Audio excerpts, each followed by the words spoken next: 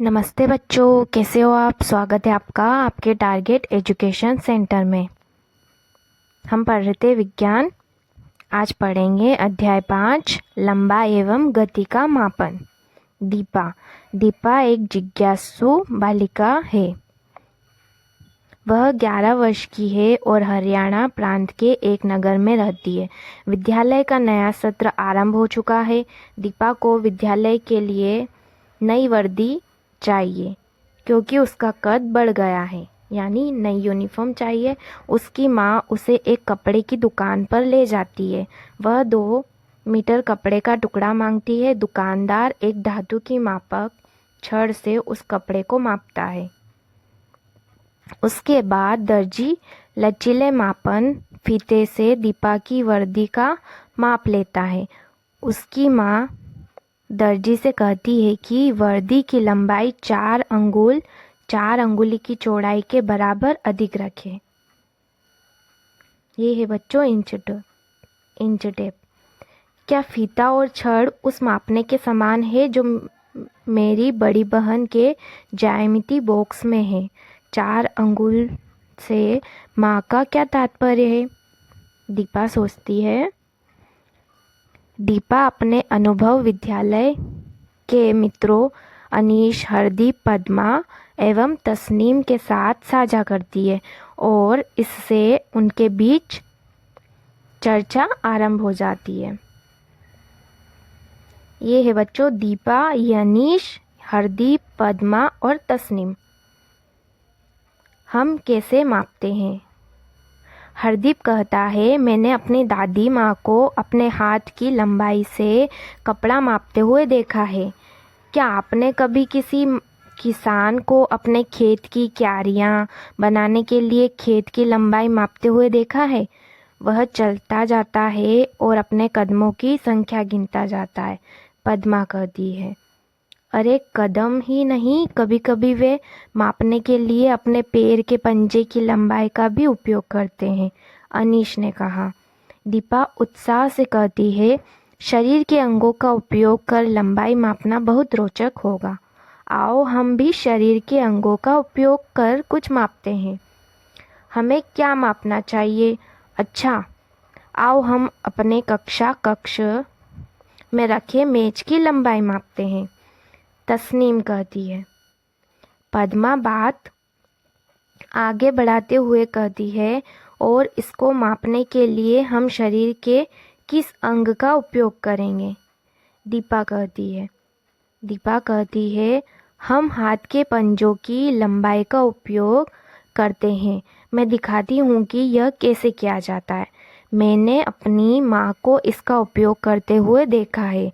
वह इसे बालिश्त यानी कि हैंड स्पेन कहती है। मापने के लिए बालिश्त का उपयोग। हरदीप ने कहा, अच्छा, आओ हम अपने माप को अंकित भी करते हैं। तालिका 5.1 मेज की लंबाई मापना। विद्यार्थी का नाम और बालिस्तों की संख्या। अनीश 13 से थोड़ा अधिक, पद्मा 13 और तस्नीम 13 से थोड़ा कम। दीपा 13 एवं 14 के बीच में, हरदीप 14। पद्मा कहती है, अरे मेज की लंबाई के माप में हम सभी के बालिस्तों की संख्या तो भिन्न भिन्न प्राप्त हुई है। हम बालिस्तों में मेज की लंबाई के बारे में क्या कह सकते हैं? परंतु ये संख्याएं भिन्न क्यों होनी चाहिए? हरदीप विचारपूर्वक पूछता है। तस्नीम कहती है, मुझे लगता है कि इसका कारण हमारे बालिस्तों की माप अलग अलग होना है। अनीश ने सुझाया, आओ इसकी जांच करते हैं। अब उन पांचों ने अपने अपने बालिस्त एक दूसरे के साथ रखे और इस निष्कर्ष पर पहुंचे कि उनके बालिस्तों की लंबाई भिन्न भिन्न है। दीपा विचारपूर्वक कहती है, संभवतः यही कारण है कि लोग किसी वस्तु की लंबाई मापने के लिए पैमाने या मापन फीते का उपयोग करते हैं। जब दीपा और उसके साथी अपने बालिस्त की लंबाई से मेज की लंबाई की तुलना करते हैं, तब मेज की लंबाई को बालिस्तों की संख्या के रूप में व्यक्त करते हैं। यहाँ मापन के लिए उपयोग में लाया गया बालिस्त एकमात्र यूनिट का उदाहरण है। अतः लंबाई दो भागों में व्यक्त की जाती है, संख्या और मात्रक। उदाहरण के लिए यदि मेज की लंबाई 13 बालिस्त के समान है तो 13 संख्या है और बालिस्त मापन के लिए चुना गया मात्रक है।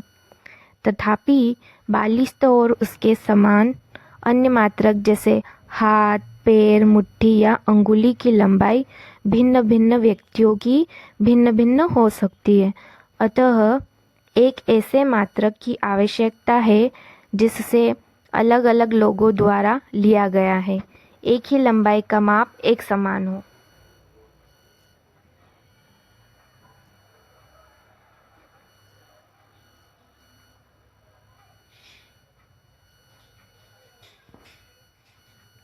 प्राचीन काल से ही और अधिक जाने। प्राचीन काल से ही भारत में मापन प्रणालियों का एक समृद्ध इतिहास रहा है। प्राचीन भारतीय साहित्य में कुछ मात्रकों का वर्णन है, जैसे अंगुल, अंगुली की चौड़ाई, बहु अंगुल, धनुष, योजन आदि।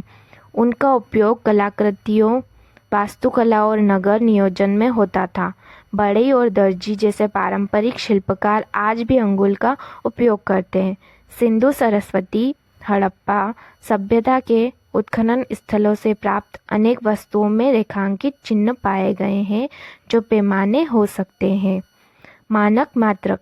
संसार के विभिन्न भागों में समय के साथ विभिन्न मात्रक प्रणालियां विकसित हुई। तथापि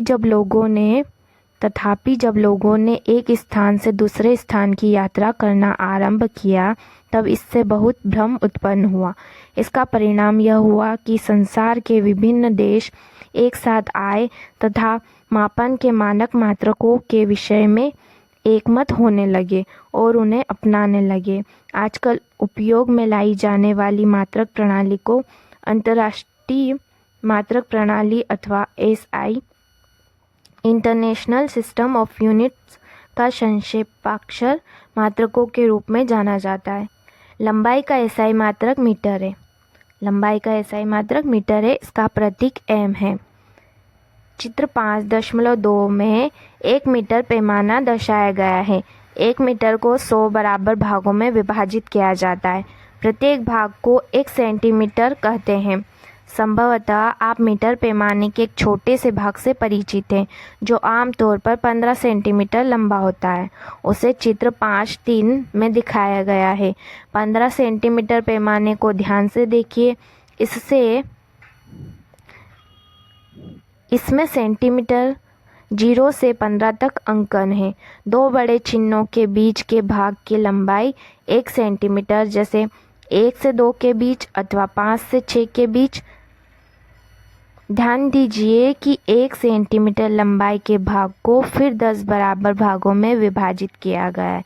इन छोटे भागों में प्रत्येक की लंबाई को मिलीमीटर कहते हैं। 1 मिलीमीटर लंबाई का वह सबसे छोटा मान है जिसे आप इस पैमाने का उपयोग कर माप सकते हैं। 1 मिलीमीटर 1 सेंटीमीटर के 10वें भाग 1 मिलीमीटर बराबर 0.1 सेंटीमीटर के बराबर होता है। क्या बड़ी लंबाइयों जैसे कि दो शहरों के बीच रेल की पटरियों की लंबाई अथवा छोटी लंबाइयों जैसे कि किसी पुस्तक के पृष्ठ की मोटाई मापने के लिए मीटर का मात्रक के रूप में उपयोग सुविधाजनक रहेगा? चित्र 5.2 मीटर पैमाना। ये है बच्चों मीटर पैमाना।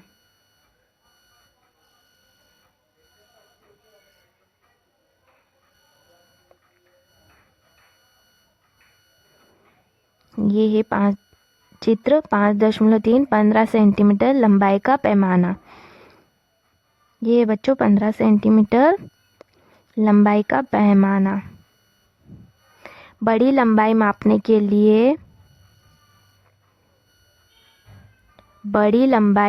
के लिए हम बड़े मात्रक किलोमीटर का उपयोग करते हैं जो 1000 मीटर के बराबर होता है, और छोटी लंबाई मापने के लिए हम छोटे मात्रक का उपयोग करते हैं जैसे सेंटीमीटर या मिलीमीटर।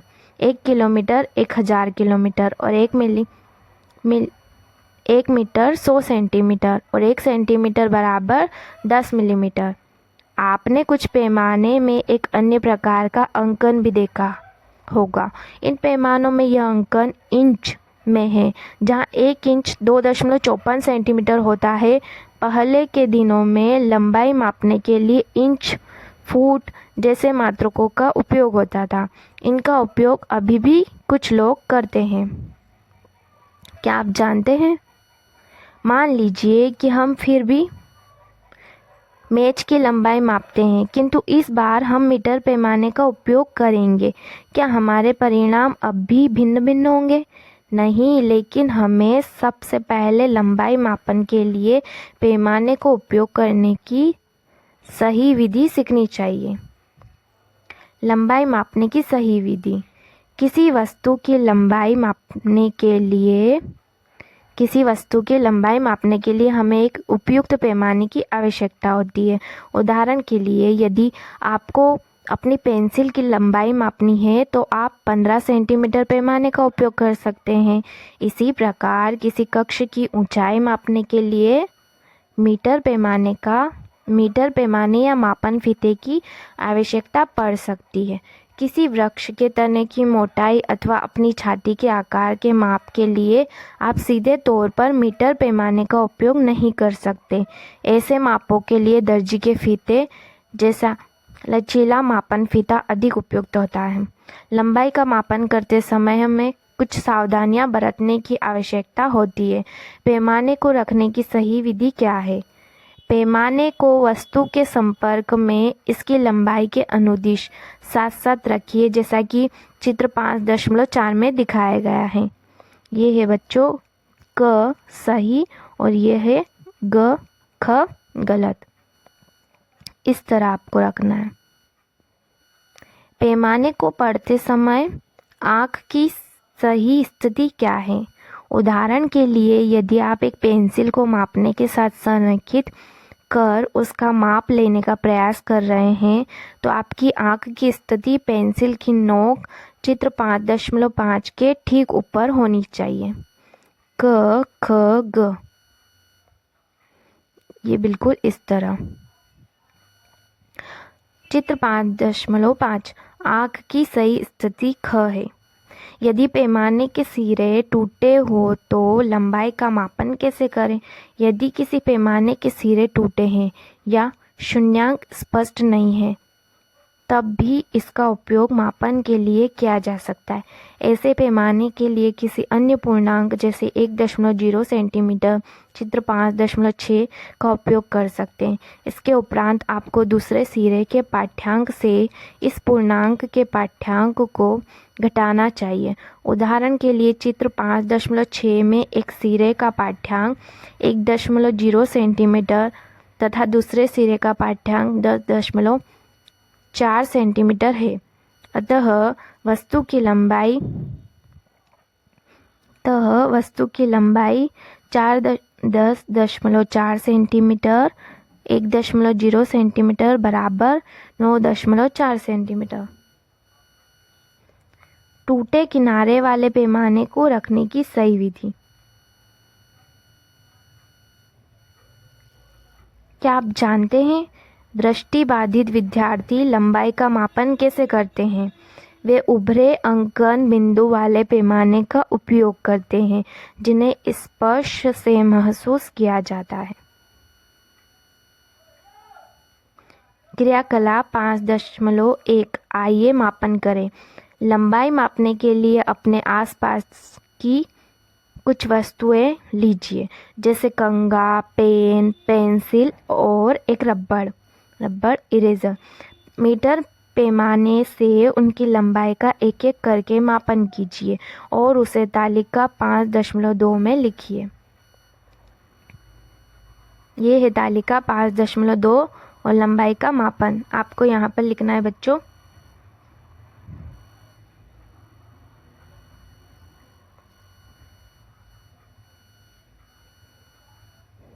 लंबाई मापने वाले कुछ उपकरण लचीले पदार्थ से क्यों बने होते हैं?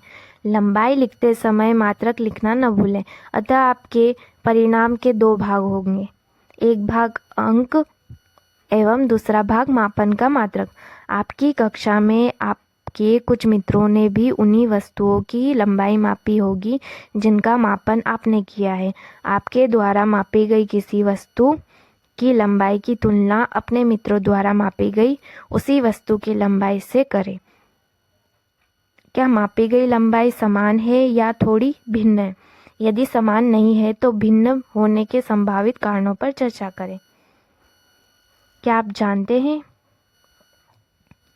जानते हैं मात्रकों के प्रतीक हिंदी में भी वही रहते हैं जो हम अंग्रेजी में लिखते हैं। अतः किलोमीटर का संकेत km, मीटर का m, सेंटीमीटर का cm एवं मिलीमीटर का संकेत mm लिखा जाएगा।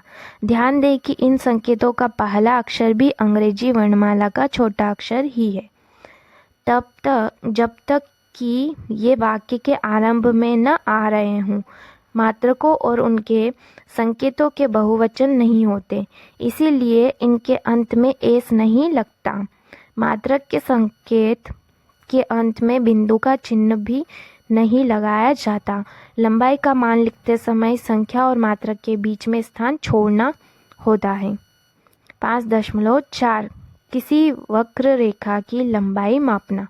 अनीश और उसके माता पिता ने घर में उत्सव के अवसर पर सजावट के लिए विद्युत बल्बों की लड़ी लगाई, जैसा कि चित्र 5.7 में दिखाया गया है। देखो बच्चों, ये इस तरह लगाई गई है। 5.7 में चित्र दिखाया गया है। उन्होंने लड़ी की आवश्यक लंबाई का मापन कैसे किया होगा? वक्र रेखा की स्थिति में लचीले मापन फीते या धागे का उपयोग कर मापन किया जा सकता है, जैसे कि चित्र 5.8 में प्रदर्शित किया गया है। ये इस तरह मापन किया गया है बच्चों, किसी वक्र रेखा की लंबाई मापना। इसके बाद धागे को सीधा किया जा सकता है और मीटर पैमाने का उपयोग कर उसकी लंबाई को मापा जा सकता है। 5.5 स्थिति का निर्धारण। एक दिन शिक्षिका ने अपने विद्यार्थियों को सूचित किया कि उन्होंने 2 दिन पश्चात पास के एक उद्यान में शैक्षिक भ्रमण की योजना बनाई। शिक्षिका विद्यार्थियों से प्रातःकाल सीधे वहां पहुंचने के लिए कहती है। दीपा और उसके मित्र चर्चा करने लगते हैं कि उद्यान उनके विद्यालय की तुलना में पास होगा या दूर होगा। तस्नीम और पद्मा कहती है कि उद्यान पास में होगा। दीपा और अनीश को लगता है कि विद्यालय पास में होगा। हरदीप सोचता है कि दोनों लगभग बराबर दूरी पर है। चित्र 5.9 दीपा एवं उसके मित्रों के घरों, बस स्टैंड, विद्यालय और उद्यान की स्थिति। बस स्टैंड, विद्यालय, दीपा का घर, अनीश का घर, हरदीप का घर, तस्नीम का घर और पद्मा का घर, और ये है उद्यान। आप क्या सोचते हैं कि कौन सही है? सभी सही है। चित्र 5.9 तब उनका प्रेक्षण भिन्न भिन्न क्यों है? क्योंकि वे विद्यालय और उद्यान की दूरी का अनुमान अपने अपने घरों से कर रहे हैं। इसके विपरीत यदि उन्होंने एक ही वस्तु या स्थान जैसे कि बस स्टैंड से दूरी के बारे में सोचा होता तो उनका प्रेक्षण समान होता। किसी वस्तु की दूरी का निर्धारण किसी नियत वस्तु या बिंदु के सापेक्ष किया जाता है और इस बिंदु को संदर्भ बिंदु कहते हैं। कुछ दिन पश्चात हरदीप उत्साहपूर्वक अपने मित्रों से कहता है, आओ हम सभी खेल के मैदान में चलते हैं। खेल शिक्षिका चाहती है कि हम खेल दिवस के लिए चूना पाउडर से रेखाएं खींचकर कबड्डी कोर्ट बनाने में उनकी सहायता करें। पद्मा, हमें अधिक लंबाई के मापन फीते की आवश्यकता होगी। इसे खेल के कक्ष से लेते हैं। चित्र 5.10 ये है बच्चों मापन टेप। ये है मापन टेप।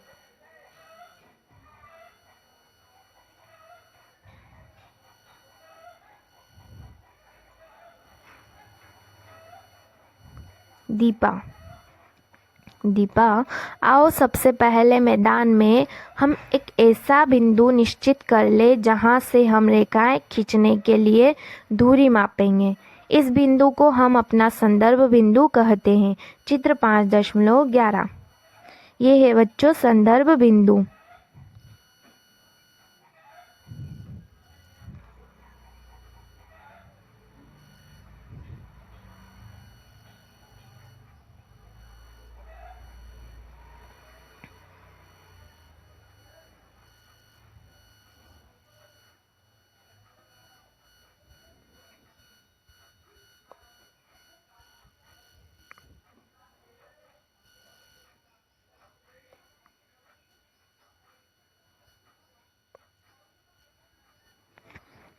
कबड्डी का कोर्ट बनाने के लिए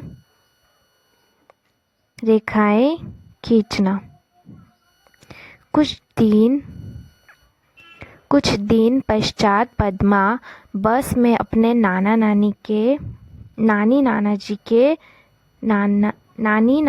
से मिलने के लिए दिल्ली जा रही थी। वह दिल्ली पहुंचने के लिए उत्सुक थी और सड़क के किनारे लगे किलोमीटर सूचक पत्थरों को पढ़ रही थी।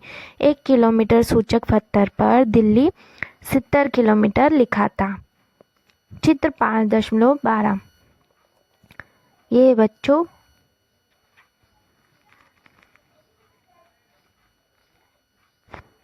दिल्ली 70 किलोमीटर। चित्र 5.12 किलोमीटर सूचक पत्थर।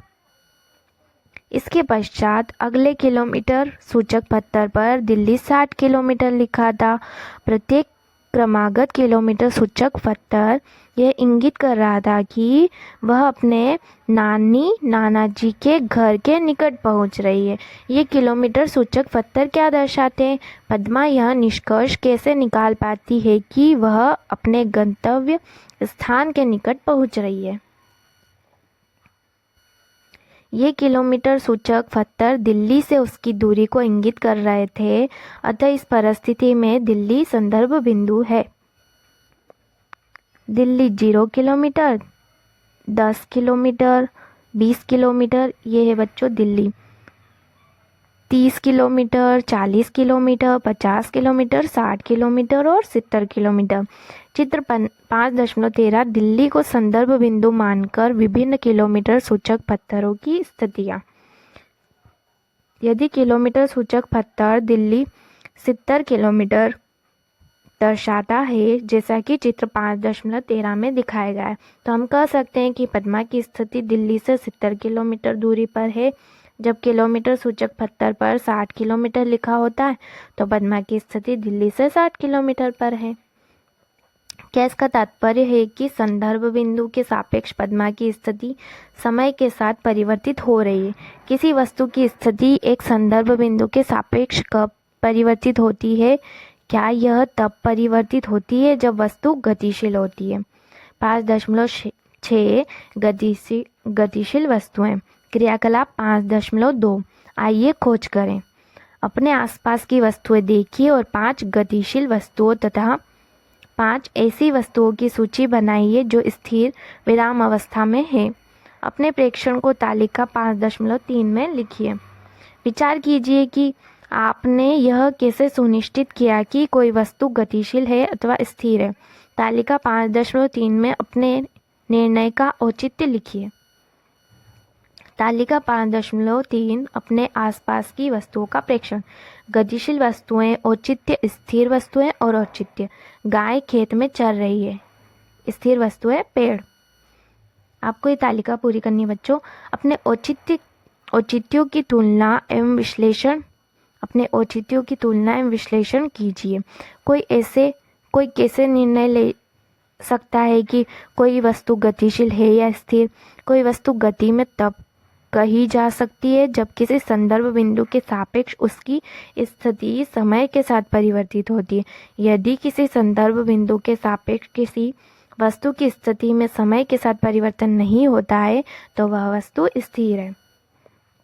दीपा ने बस में अपने चारों ओर देखा, फिर ध्यान दिया कि सभी यात्री बैठे हुए हैं।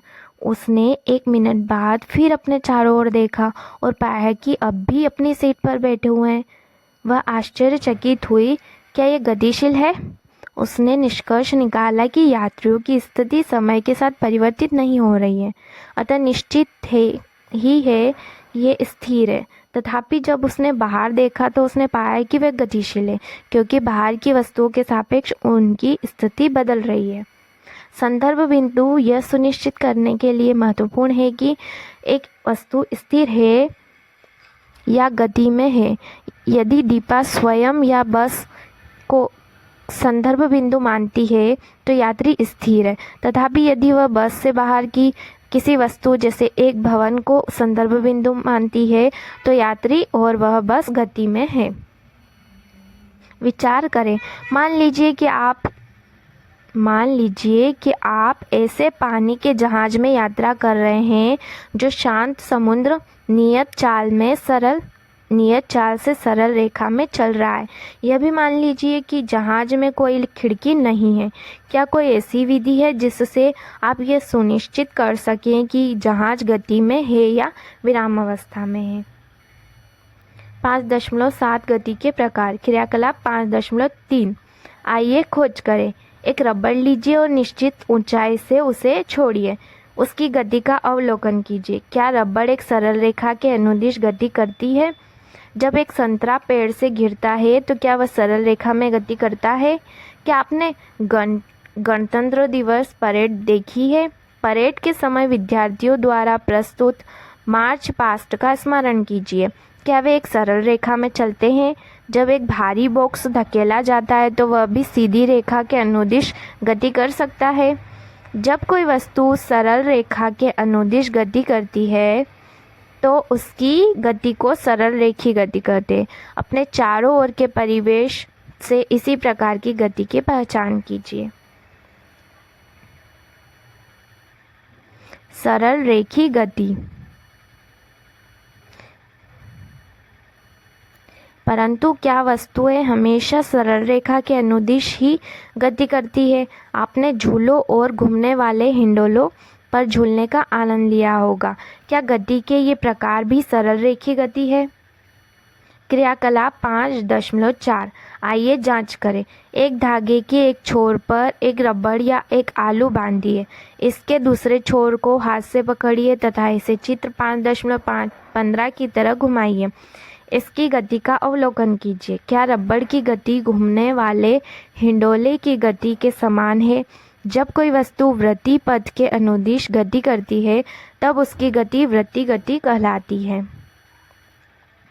वृत्तीय गति, ये है बच्चों वृत्तीय गति। आइए जांच करें। एक धागे के एक छोर पर एक रबड़ या एक आलू बांधिए। धागे का दूसरा छोर पकड़कर रबड़ को 5.16 रबड़ को लटकाइए। अपना हाथ स्थिर रखिए। दूसरे हाथ का उपयोग करते हुए धीरे धीरे रबड़ को एक ओर ले जाइए और फिर छोड़ दीजिए। चित्र 5.16 में दिखाया गया है बच्चों। क्या यह एक माध्य स्थिति है? माध्य स्थिति के इधर उधर गति करता है। क्या इसकी गति झूले की गति के समान है? ये है बच्चों दोलन गति। जब कोई वस्तु किसी नियत स्थिति के इधर उधर गति करती है तब उसकी गति को दोलन गति कहते हैं। क्रियाकलाप 5.6। आइए जांच करें। लगभग 50 सेंटीमीटर लंबी धातु की एक पतली पट्टी लीजिए। इसका एक छोर मेज पर दबा दीजिए। आप इसे दबाने के लिए कुछ पुस्तकों या ईंट का उपयोग चित्र 5.17 में दिखाया गया बच्चों ईंट का उपयोग कर सकते हैं। पट्टी स्ट्रिप के दूसरे छोर को थोड़ा दबाइए और फिर छोड़िए। पट्टी के इस छोर की गति का अवलोकन कीजिए। क्या ये ऊपर नीचे गति करती है? यह भी दोलन गति का उदाहरण है।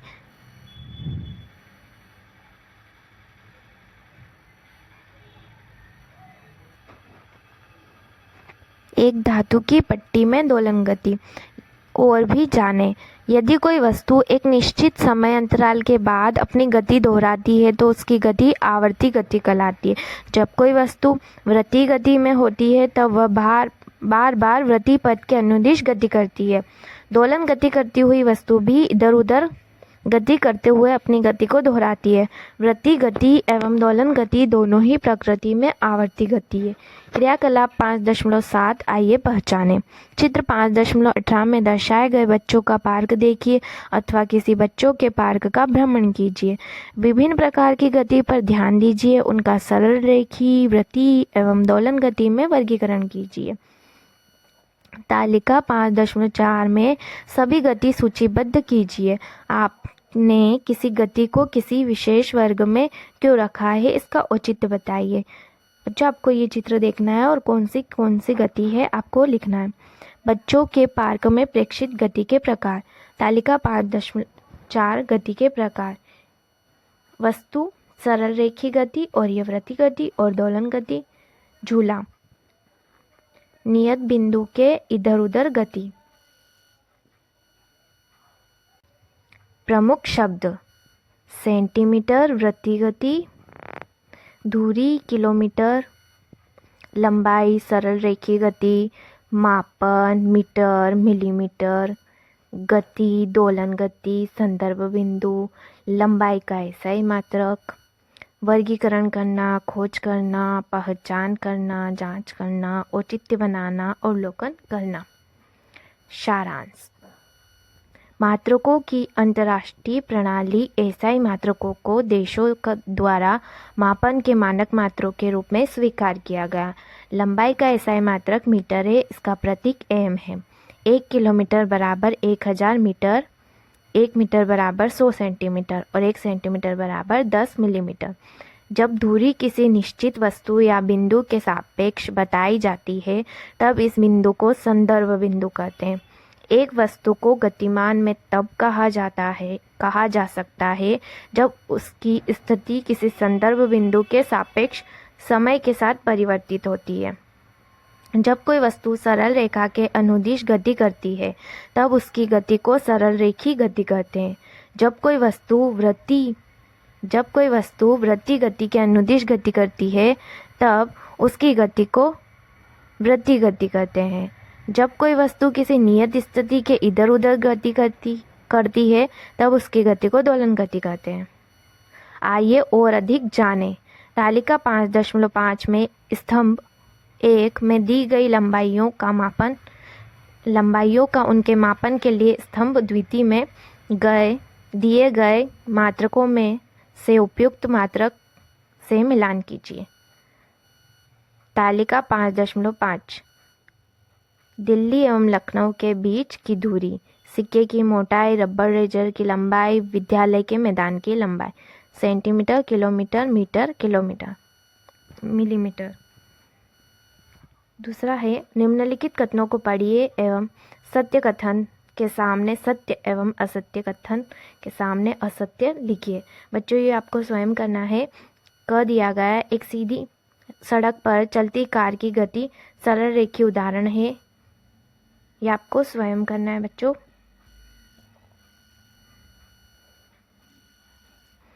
तालिका 5.6 हमारे चारों ओर की कुछ वस्तुओं का आकार, लंबाई, उपयुक्त मात्रक मिलीमीटर, सेंटीमीटर और मीटर। एक रोलर कोस्टर का ट्रैक चित्र 5.19 में दिखाए गए आकार में बनाया गया है।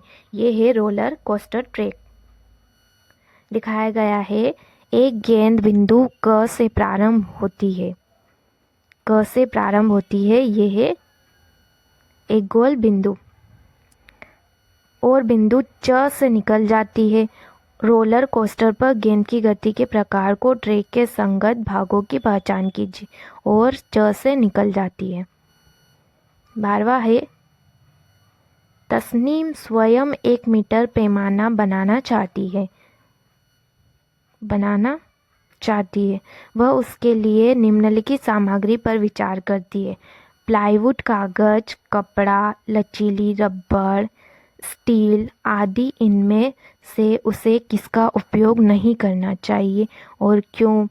अपने दोस्तों के साथ खेलने के लिए लंबाई के मात्रकों के रूपांतरण पर एक कार्ड का खेल यानी कि कार्ड गेम बनाने के संबंध में विचार कीजिए। इसकी योजना बनाइए और इसे विकसित कीजिए।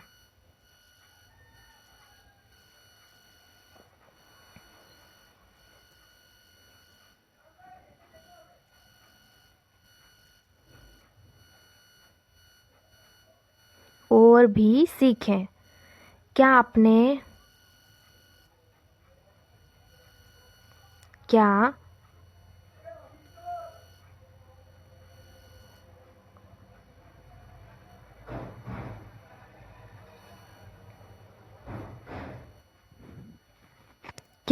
पैमाने का उपयोग करके अपनी पुस्तिका या पाठ्य पुस्तक के किसी एक पेज की मोटाई को ज्ञात कर सकते हैं?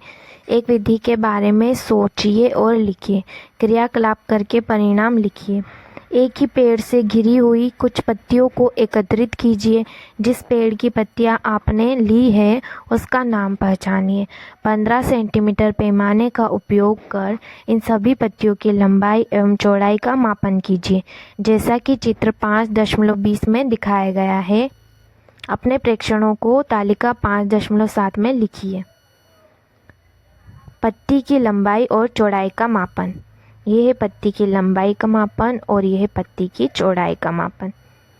पत्तियों की लंबाई एवं चौड़ाई। क्रम संख्या, पेड़ का नाम, पत्ती की लंबाई और पत्ती की चौड़ाई। ये लिखना है बच्चों आपको। चर्चा कीजिए कि एक ही पेड़ की पत्तियां लंबाई एवं चौड़ाई में भिन्न भिन्न क्यों हैं।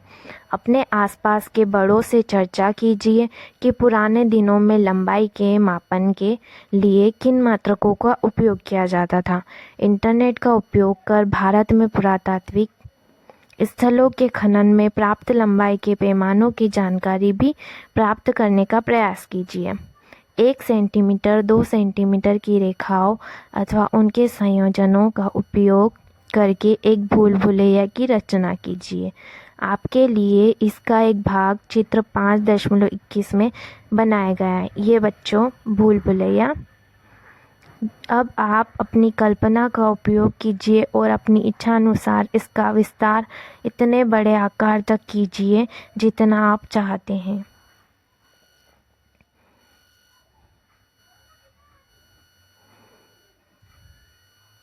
मेरी लंबाई कितनी है?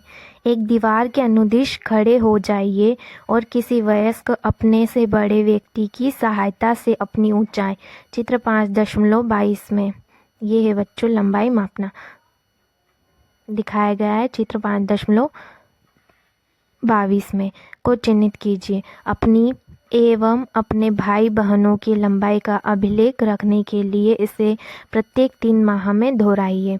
आइए साइकिल का उपयोग कर दो स्थानों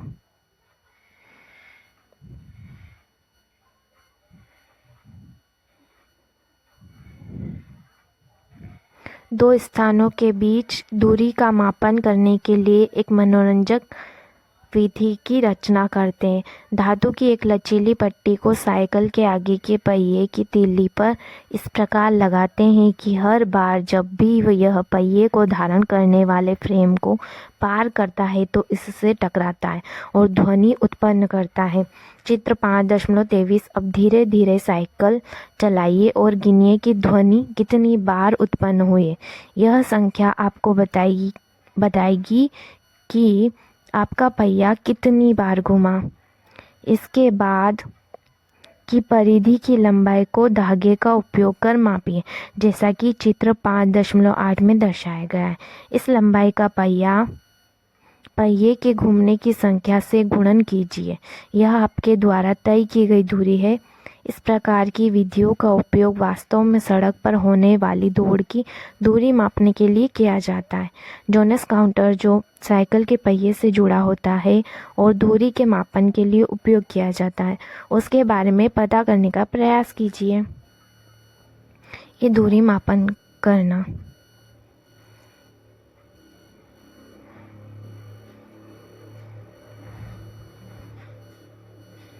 आपका अध्याय समाप्त हुआ बच्चों। Thank you. ऐसी अच्छी और प्यारी प्यारी वीडियो देखने के लिए subscribe YouTube channel target education centre. Okay bye बच्चों।